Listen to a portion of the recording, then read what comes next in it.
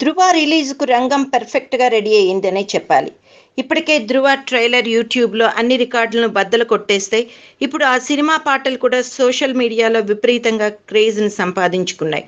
ఇందులోని ఒక్కొక్క పాట చాలా అద్భుతంగా చిత్రీకరించారని ఇండస్ట్రీలో ప్రతి వాళ్ళు మాట్లాడుకుంటున్నారు.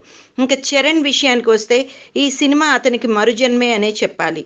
ఈ సినిమా కోసం అతను చాలా కష్టపడ్డాడని అటు చిత్ర యూనిట్ ఇటు ఆ చిత్ర హీరోయిన్ రకుల్ ప్రీత్ సింగ్ కూడా చెప్తున్నారు.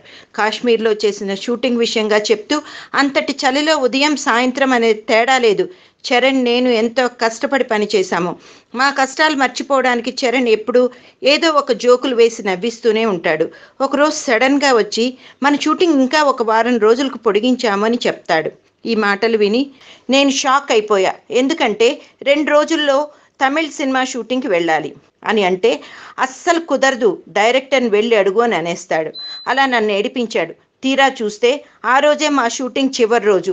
ఇలా నవ్విస్తూ ఏడిపిస్తూ ఉంటాడు రామ్ చరణ్. ఒక్కొక్కసారి అతని సరదా మనల్ని చాలా ఇబ్బంది పెడుతుంది అనుకుంటాము, బట్ ఫైనల్గా అందరూ నవ్వుకునేలా ఉంటుంది.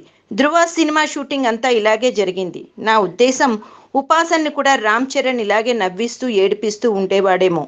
అందుకే అతనంటే ఆమెకు పిచ్చి ఇష్టం.